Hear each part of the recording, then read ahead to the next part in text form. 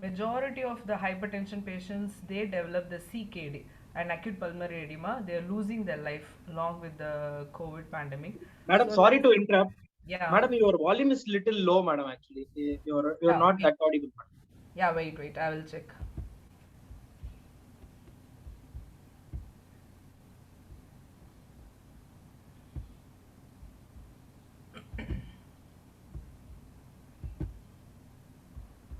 So now fine, brother, because it's a full volume in a laptop. Can you able to hear now? Yeah, madam. Now it's fine, madam. Yeah, okay, okay. So now we can see the overview of this topic. So the prevalence of hypertension overall as per this WHO publication. So globally about 22 percentage of the hypertension is prevalent, of which in the Southeast Asian region is 25 percentage, very least in the Americans. Most of the people think that they don't have an hypertension, so unless they check the BP. So actually it's very common, 1 in 4 men they're having hypertension and 1 in 5 women have the hypertension. So here we go about this COVID-19 and cardiovascular disease. So patients with the cardiovascular risk factors like a diabetes and hypertension, they are more prone to develop the complications and higher mortality rate when the patients without. But still nowadays in this second wave, so even in front of I, we witness that even without any comorbidities, young patients, they're losing their valuable life. So in this setup, COVID in the lockdowns, we need to track the hypertension patients with the multiple modalities. It's a multidisciplinary healthcare team like a telemonitoring of vital signs, medication tracking, and lifestyle education, video consultation. Because most of the clinics nowadays it's closed because of the high risk of the infection. The patients find it difficult to check their BP. We need to educate the self monitoring of the hypertension at home itself. So here is the everyone know about the hypertension is about 140 90. So uncontrolled hypertension causes the premature death. So mostly because of the risk of the MI, stroke, kidney failure, blindness, and other complications. So here we can see about the cardiovascular manifestation and clinical course of COVID-19. So most of the patients, they are losing their life suddenly. So in this second wave.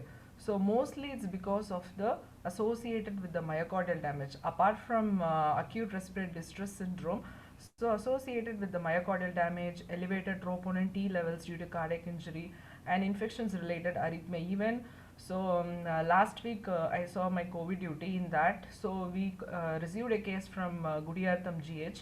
They told that in case of the COVID-19 positive, is absolutely normal. They develop arrhythmias like supraventricular tachyarrhythmias. So these viral infections, they're going in the next step of involvement. Like apart from we all know it's only a lung involvement, but there is an involvement of the cardiovascular system like myocarditis. It may cause the arrhythmia, so we need to concentrate on that aspect also. An elevated long-term CV risk and possible long-term effects on the lipid and glucose metabolism. So here is, so for all the complications, the underlying main cause is the cytokine storm. So that is the reason for each and every complications and each and every organ involvement. So this cytokine storm leads to the acute kidney injury and myocardial infarction, stroke, and vasculitis that related to the thrombosis. So again, a one more patient already hospitalized. So actually he was in a recovering stage, COVID positive. But so actually we thought about to discharge the patient in the next 2 to 3 days. But he developed the sudden onset of the CVA. So he's very young, almost like 26 years. He developed the acute CVA. So because of the ischemic stroke, we done a CT, it showed as a ischemic stroke. So it's a different kind of complications we encounter day to day. It's a new thing. So CVA and like a myocardial infarction and everything. So this is the overview of the mortality related to the COVID-19. So based on the age, gender and health. So as we all know that, so once the age is increasing, the mortality rate is more.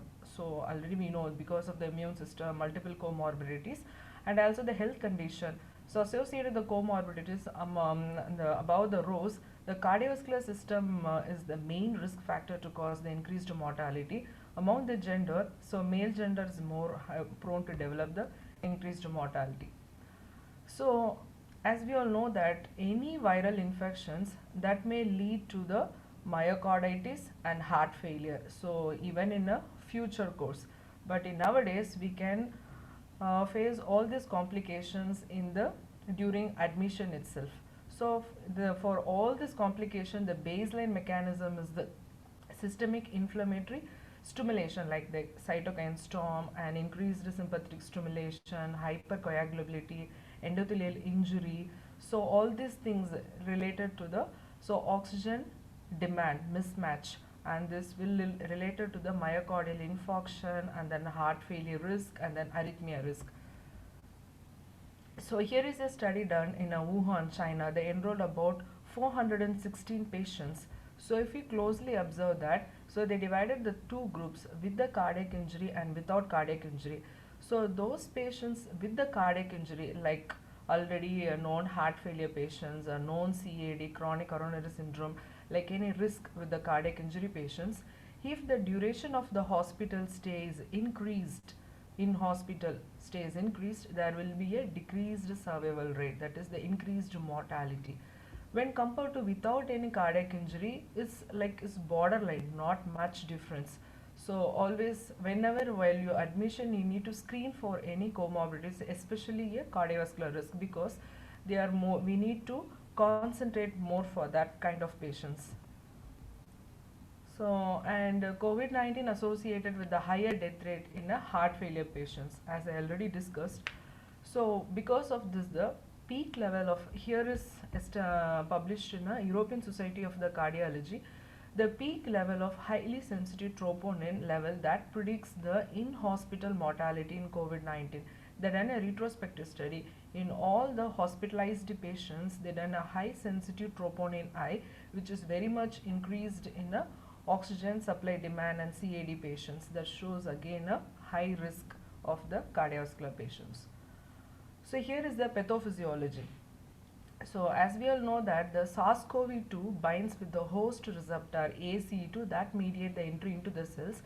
This ACE2, angiotensin converting enzyme 2, is highly expressed in the three organs like lungs, heart and vessels. Already we know because of the involvement of the lung, we are facing the acute respiratory distress syndrome, respiratory failure, everything. In heart, it will more prone to develop the heart failure, arrhythmias and everything. In vessels, there will be a thrombosis. It will lead to the vascular thrombosis like a CVA, and even so in a first wave I encountered two cases of ulnar artery thrombosis. So because of the post-COVID sequelae. So this is the reason for the development of the complications. So if you see like SARS-CoV virus in then the surface protein, so in the surface of the cell there is a ACE2 receptor. This virus, the surface protein, go on bind with this ACE receptor and it's engulfed inside the cell, and it goes for the viral replication inside the endoplasmic reticulum, and multiple viruses is released, is studded with the surface protein.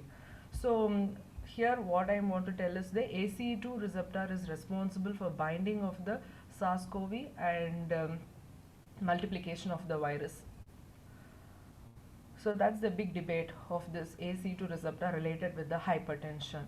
So for all the pathophysiology complication, this cytokine release storm is the responsible for T cell activation, dysregulated release of all the interleukins that will go on rupture, the plaque rupture and MI, acute coronary syndrome. The reason behind is the cytokine release storm. So this is what I am trying to tell from the starting. So if this SARS-CoV-2 binds with the ACE2 receptor, go on hit each and every organ, especially as all you know that.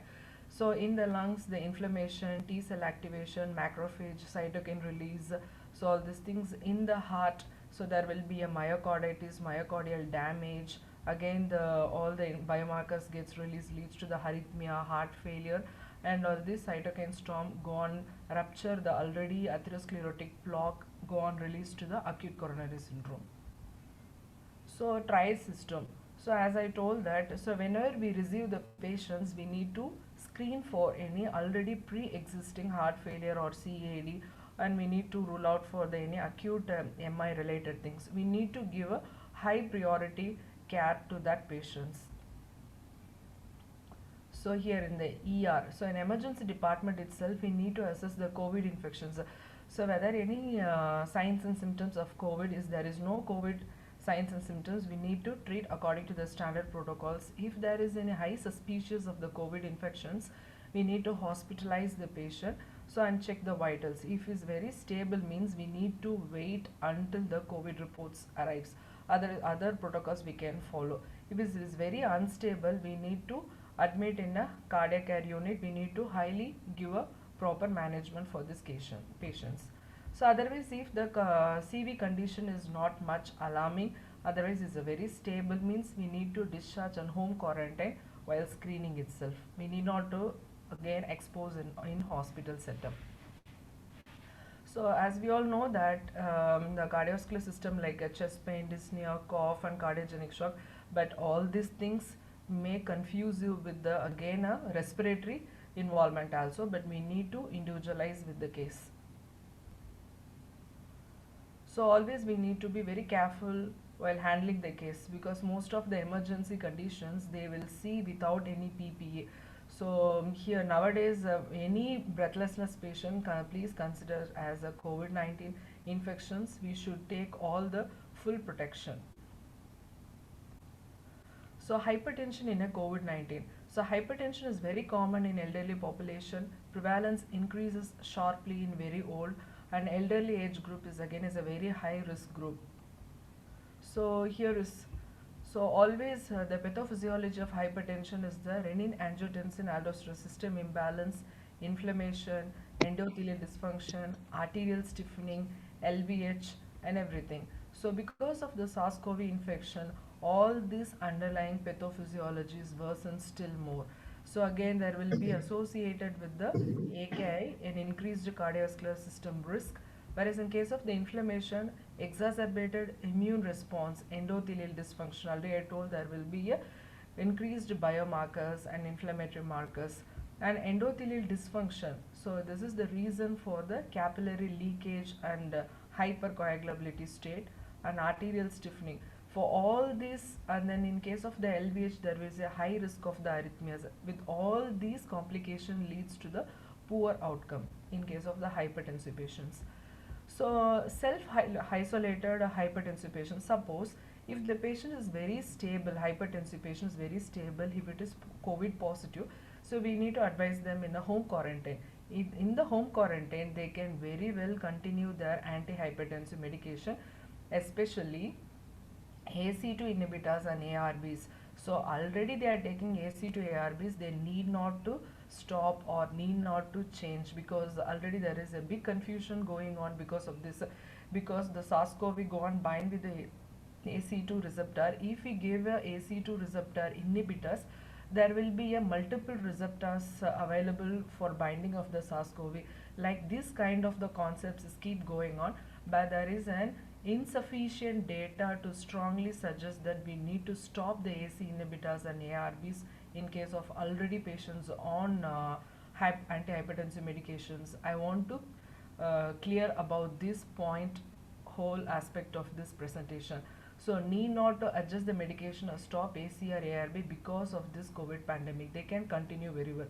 Unless there is any hyperkalemia or dry cough because of the drug, we can switch over to the another drug like any calcium channel blockers, especially like verapamil, so carvedilol, like a beta blockers, because in case of the verapamil and the carvedilol, it has an additional benefits of inhibiting or preventing the viral myocarditis, because it has an own property to inhibit the oxidative stress, so oxidative damage. It can able to help the virus induced myocarditis. So if you want to stop or ACARBs in unavoidable situation, you may consider verapamil or carvedilol. So suppose the patient is a hospitalized hypertensive patient with the COVID infections, unless it's a hypotensive or any AK injury, so you can continue the antihypertensive like AC or ARBs. You need to monitor the arrhythmias and check the plasma potassium, any hypokalemia. So we need to monitor in hospital patients, in OP patients.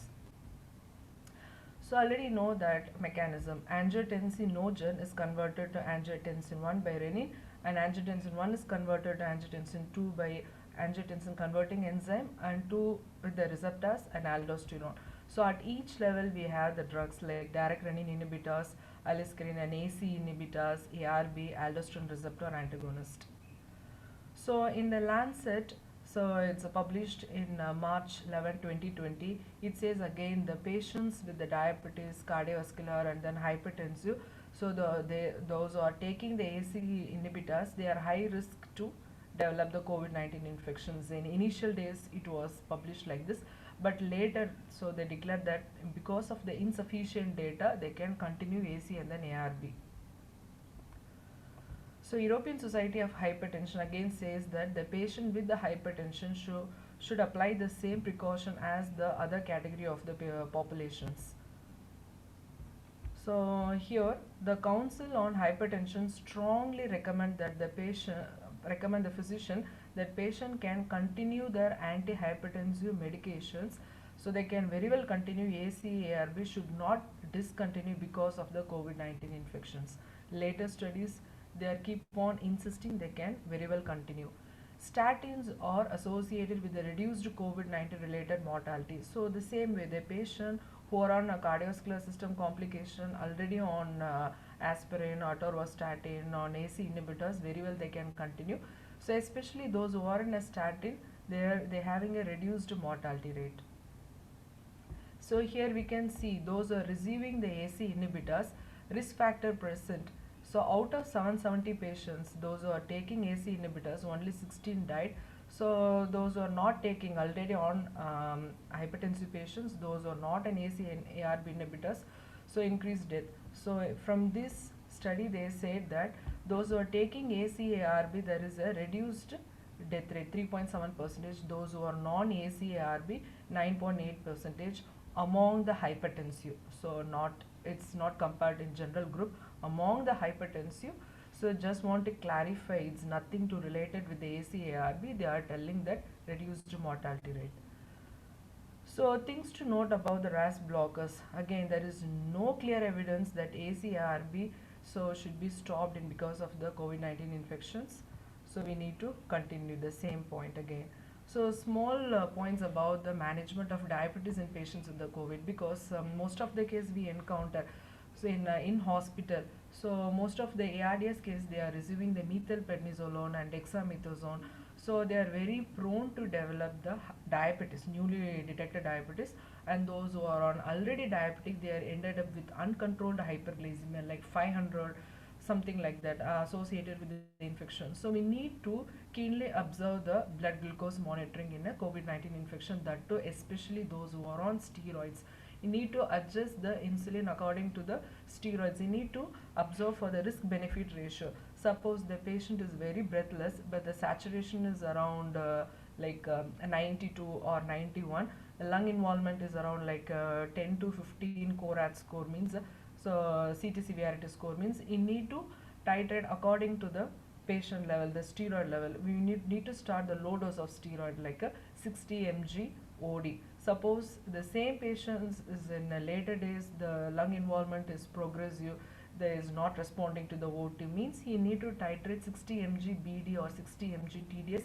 Maximum you can go up to 120 to 200 milligrams, but you need to closely monitor the blood glucose level. So when you are handling or when you are increasing the steroid dose, you need to very much concentrate on the blood glucose level. So this thing, so always monitor the inpatient diabetic or those who are already on diabetic. You need to observe the blood glucose level, plasma glucose concentration, number, fasting, and HbA1c, everything you need to control. So this COVID-19 is usually associated with the poor glycemic control. As such, the disease itself will leads to the poor glycemic control, as along with the steroid, along with the in hospital, most of the patients going for a depression, again immune suppression, as all these things lead to the poor outcome. So those who are on metformin and SGLT2 inhibitors should be discontinued in case of the severe form of COVID-19, owing to the risk of the lactic acidosis and ketoacidosis. Already they will be breathlessness. And also you need to look for any patient COVID-19 is dyspneic but there is no CT changes, please look for the blood glucose level, because most of the time they are be very diabetic ketoacidosis, because of that they will be very dyspneic. So we need to observe that. Suppose they are on metformin or SGLT2 inhibitors, we need to check the drug list and need to stop those drugs. Because of lactic acidosis, ketoacidosis risk, we need to start an insulin therapy. And DPP4 inhibitors, they will be well tolerated, we can continue those drugs. So mainly the insulin therapy, we should not stop the insulin therapy, need to educate the patient. Even I done like, because in each floor there will be 100 to 200 patients, so in practically speaking we cannot go and check each time the blood glucose. Better you can educate the patient, get the glucometer, so you can ask the attenders to regularly follow up and check every hourly blood sugar or every second hourly blood sugar. So come and show it to you, you can adjust the insulin. So always you need to educate the patients the same. So summary is, so the same thing, AC inhibitors you can continue very well, there is no contraindication. So and also you need to, as the metformin SGLT2 inhibitors, you need to continue with the risk of the diabetic ketoacidosis, lactic acidosis. Insulin therapy should not be stopped. DPP4 inhibitors can be continued, and regular self monitoring of blood glucose every 2 to 4 hours. So conclusion, patient with the hypertension are at increased risk of morbidity, mortality if they become infected with the SARS-CoV-2, although this is confounded by the other factors, age and vascular everything. However, all usual antihypertensive therapy including RAS inhibitors can be continued. The physician should concentrate the patient as a holistic approach and individualize the treatment, and also we need a multidisciplinary approach to address the diabetic and hypertension. So high blood pressure you can control with the regular follow-up, regular medications and regular checkup, and especially we need to reduce the stress. So it's so painful experience that in my last duty 4 to 5 days back, so one patient is absolutely normal actually. He's developed mild fever or simple breathlessness. So he's very anxious because so many patients die in the ward. So he's very restless. Even the husband and wife, they are in the same room. So the husband is he's went for a washroom in the early morning 5:30. That is what told by his wife when I go for the morning rounds. So from the 5:30 he's not there throughout the hospital. She was so restless. We gave an police report. The patient is not available, is absconded, something like that. So the wife is also left the hospital by at request she discharged. So on the next day morning, so he was actually committed suicide in a nearby well, so outside the hospital. So it's almost 5 to 6 kilometers away from the hospital. So based on the police report with the photographs, they identified. The main thing is, so apart from the disease, the patients are losing their life because of the depression, anxiety and frightening. So the best thing is we need not to much see the medias about the news about the COVID-19. So you should be have a positive mind thought, so not RT-PCR positive. So sure, just whenever is possible, you just talk to your relatives or those or patient who's admitted. You just encourage and talk in a kind words, because they're so anxious and in hospital. So that's so painful to see that. So need to reduce the stress. So this is the heart is a technical package to improve the cardiovascular health in a primary healthcare. So heart H for the healthy lifestyle and counseling.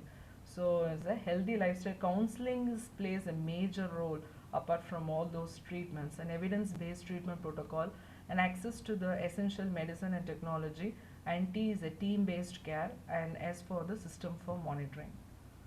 So high blood pressure you can prevent it by, so as everyone know this, but so very few can able to follow it. So we need to, is our duty to keep on insisting this simple fact: reduce the salt less than 5 gram and eat fruits and vegetables regularly, avoid saturated fat and trans fat, avoid tobacco, reduce the alcohol, and be physically active every day. So at least if you cannot go out, at least do some physical activity indoors, and that will not only help to keep physically fit but also mentally strong. So stay safe and be happy. Let's welcome the mask free world and breathe fresh air. So thank you.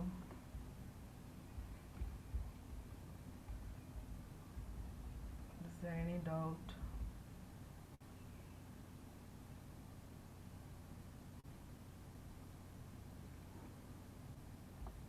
So thank you for the patient listening. Thank you, madam. It was a very wonderful presentation, madam. Now we can take up few questions from our delegates. Yeah, sure. Uh, Dr. Shivakumar sir has no message. Good presentation. Take care, doctor. Thank you. And from Dr. Aishwarya, there was a question, madam. Regarding steroids and steroid-induced transient hypertension in what to be managed, please. Yeah, that's what I told for in case of the diabetic management also. So those who are already on steroids, or so those who are already on antihypertensive medication, so there is a lung involvement. You need to compare both the things. If the lung involvement is very severe, like around like CORAD score or CT severity score is around 15 or 20, the patient is very dyspneic, they are on high flow oxygen. So we need to concentrate, we need to reduce that exertion.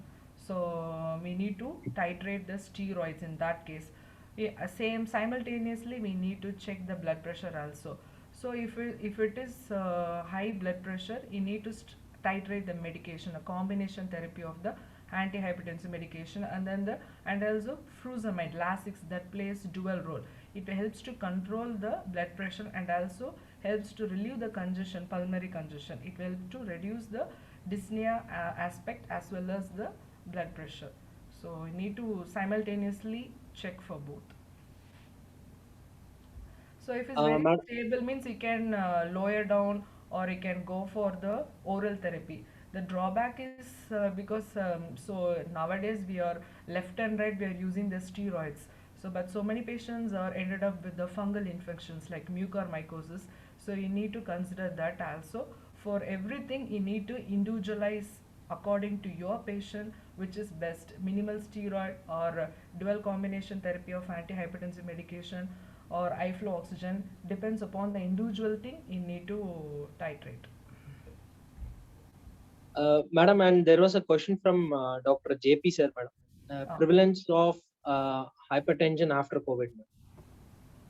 So definitely it will increase. First thing is because of the stress.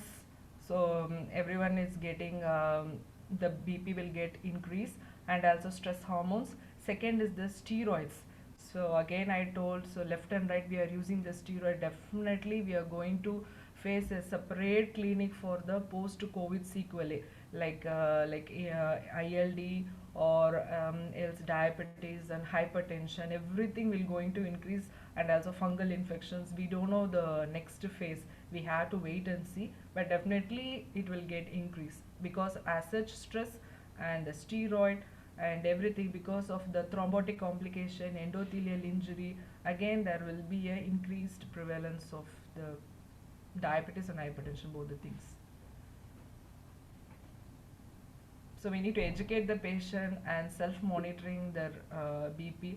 So simple things, they need to maintain their diet and regular pills. Most of the patients, the elderly population, they only depend on the government setup to get the monthly drugs, but they cannot able to because of the lockdown. There is no bus facility or so because of the infections they're afraid to go to the hospital. So many factors they bring back unable to get the drugs. So but increase in the prevalence.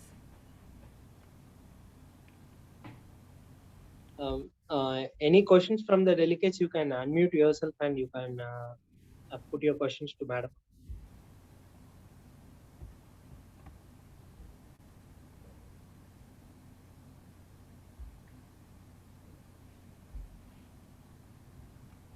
Madam, I think there was no questions, madam. I think they've got clarified with the We got wonderful clarified or they don't understand anything. I don't know. Still okay. Madam, with your permission, can we close the show, Yeah, madam? sure, sure, sure. Thank you so Uh, much for this yeah, madam. opportunity. On behalf of JB Chemicals and Pharmaceuticals, I once again thank you, Doctor, for the opportunity you have given to us. And I thank all the delegates who have attended today's live webinar. I have the recorded video, madam. I will share you through Mr. Yeah, God. sure. Thank you, Thank Doctor. you, dear doctors and my friends. So most of the friends and juniors, they join here. So I thank each and everyone. Thank you. Thank you, Doctor, please.